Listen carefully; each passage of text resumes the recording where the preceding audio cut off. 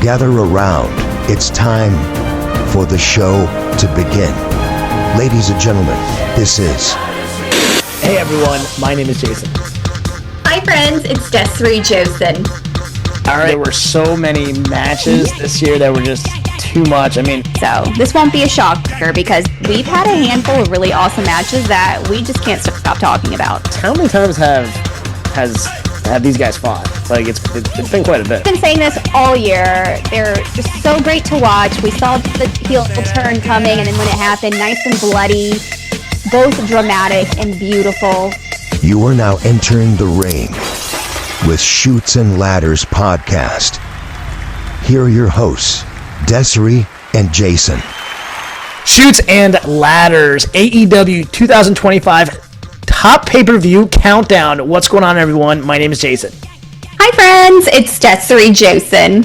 All right, we've been bragging on AEW's pay-per-views all year. The matches, the chaos, the storytelling, the shocking moments. AEW was serving 5-star pay-per-views this entire year. Des, what are your initial thoughts? 100% agree. AEW, if anything that they do right, it's 100% their pay-per-views. You get your money's worth. Yes, they do a lot of matches, but you do get your money's worth. But the quality matches, pretty damn good. So they've had a stellar year so far. Absolutely, 100%. And Des, let's kick things off from the bottom rung. What's holding down your number 5 spot on this list? All right, I picked All Out in Toronto for a couple of reasons. Just because when they go to any place outside of the U.S., the crowds are amazing, and that goes for any kind of promotion. But with AEW in particular, Toronto was a fun, super electric crowd. There were a couple of matches. There weren't just one. Chris Statlander won her women's title. We got to see this really awesome coffin match with Darby and Mox, which was pretty brutal. And Hangman versus Kyle Fletcher. Those were the ones that really stuck out to me, but it was the crowd, the entire environment. Pretty solid match card overall, but those were the ones that really stuck out. Oh, and we got to see Beth Phoenix run out too. Love it. No, that's a great choice. Great reasoning. And to your point, yes, the crowd definitely makes those shows. My number 5 is AEW Double or Nothing. Yeah, and what's really cool about this was, look, the Continental Crown tournament final with Takeshita versus Pac. That was really, really fun. It was fast, it was violent, and there was a lot of athletic insanity. So that's what really kind of stood out to me. It's funny, going back from this countdowns, like I think you and I both spoke about this off camera, it's really some of the certain matches that really stuck out to you that kind of really pop in what really made these made the countdown. This is one of them. So that is my number 5. Nice. All right, Des, give us your number 4 on your list. I'm gonna go with All in Texas. Ooh, okay. Yeah. Reason being, it was that Texas death match with Mox and Hangman won the title finally. Very dramatic, very bloody and violent, like we like it. And also too, in that one match, it wasn't just those two. You got to see like Darby Allin, Will Ospreay, Swerve Strickland. So it was like a collective trying to push this one guy. So it was this big finale of Hangman finally beating the bad boy. So yeah, that's what stuck out to me. And plus he was, in Texas and cowboys and doing cowboy shit. So why not? Absolutely. And just an FYI, that is on my list. So I definitely love your choice. Yeah. All right, my number 4 is Wrestle Dream. Oh. Yeah, so, and what really, really stood out to me was the Darby Allin versus Jon Moxley I Quit match. It was emotionally heavy, physical, brutal, shocking with Mox saying those words nobody ever thought he would say. I really thought this kind of elevated Darby Allin. Darby Allin's kind of been in AEW for a bit, and it was really cool for them to place him with Mox and kind of, in my humble opinion, really elevate Darby. So, like, that's the one match that really stuck out to me. Again, there were other matches on the card that were just awesome. I just thought it was an overall great pay-per-view. There really aren't any bad pay-per-views for us to leave off, but some of these things really kind of stood out to me, so that's why this is my number 4. Good pick. All right, Des, we're climbing. Who's taking number 3 spot on your countdown. It's another international crowd. It's Forbidden Door in London. Again, the London crowd really, really loves AEW, so they're always going to be feral in the O2 arena. So that's always fun to watch. There were a couple of matches specifically that I really liked, and that was Hangman versus MJF, and that's where MJF was trying to get him to cheat with the dynamite, the diamond ring, and he just didn't fall for it. And then we got to see Edge and Christian, or Adam Copeland and Christian, tagging again. That was really cool. But really what stole the show was Okada versus Swerve. Terrible because Swerve lost and got his ass beat. But the positive for me was Wardlow came back and we got to see him. So even though it was a short run for him before he got injured, we got to see War Daddy back in the ring, and he was joining the Don Callis family. So for personal and selfish reasons, I picked that. Listen, you have every right to, and FYI, that's on my list as well.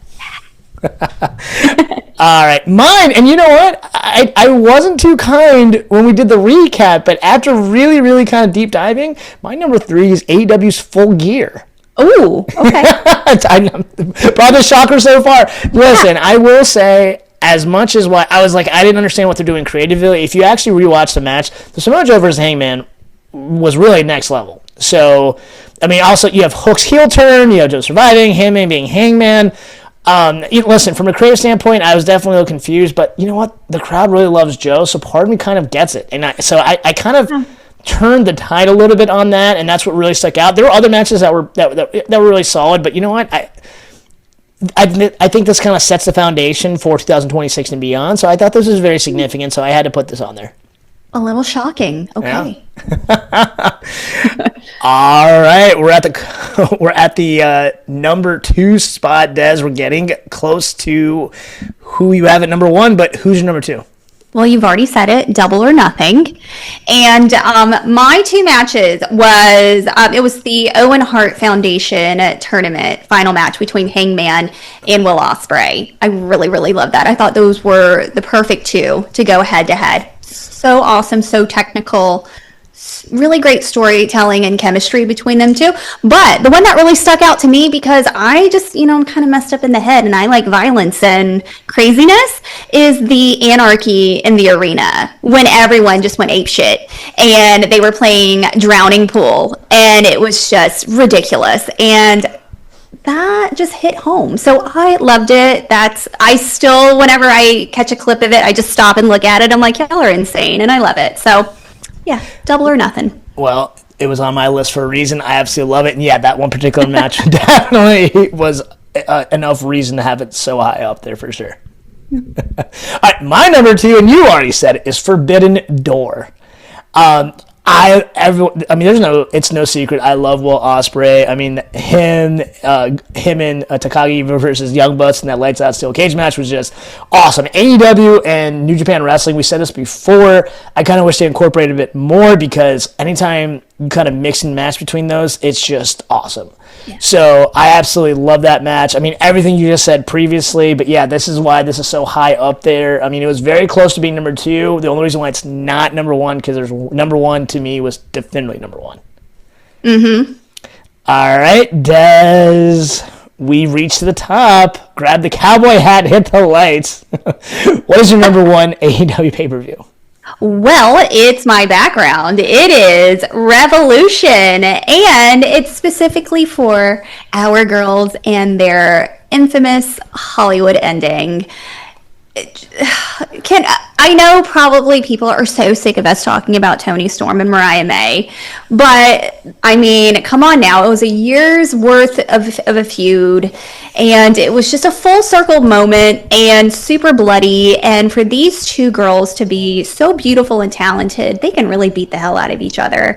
And it was just like little glimmers of their promos and little things that they did, like the shoe. There was the glass of champagne, and just nonstop brutal. And this was Mariah May's final match before she left to go to NXT as Blake Monroe. So it was a nice ending, a good way to go out, and true storytelling. And even though that ended everything with Tony still picked up where she left off as a crazy maniac. So I loved it all. It was a perfect ending, a way to tie up those loose endings, and I think it was like one of the matches of the year. No doubt, 100%. This was very close to being put on my list. The only reason why I didn't, it kind of made me sad that we're no longer going to see Mariah May because we know how much I love her. Mm-hmm. But yeah, no, 100%. And you could definitely argue that was the match of the year. So well justified for having that number one. Yeah. All right, my number one, and again, to me, this is definitively number one. I loved every second of it. It was already on your countdown. It's all in Texas. Mm-hmm. I mean, listen, the fact that they finally had Hangman get the title, we mentioned this on previous episodes. It was time for Mox to drop the title. I mean, this was a stadium show. It was a bloody war. Hangman's redemption was just unbelievable. It was very triumphant. This really, really stood out to me. The entire card was stacked, but that was the one match that really, really kind of just shined as far as just best match. I mean, again, we can actually argue that was best match of the year, so that's why that's my number one. Fantastic choice. All right, and that being said, listen, what are your overall thoughts on our countdown, our list, and AEW pay-per-views for 2025? Stellar matches. That's one thing that they can do. They may not be great at their weekly shows or carrying on a long-term storyline, but their pay-per-views are solid and pure quality matches. So I love it. So that's what you're going to get from them, is pure entertainment. I hope they carry that over to 2026. Me too. And with all the rumors of potential buying out and stuff like that, hopefully whatever streaming service they're on, they will actually include it so we can actually watch them from start to finish. Yeah, I'm tired of watching the playbacks on Sunday. All right, that actually wraps up this episode. Give us your countdown for AEW pay-per-views. Shoot us a DM at the Shoots and Ladders, and like always, please like, share, and subscribe both on YouTube and Spotify. Once again, my name is Jason. I'm Desiree Josen. All right, until next time, have a blessed day and a blessed week. Have a great week. Bye, friends. This has been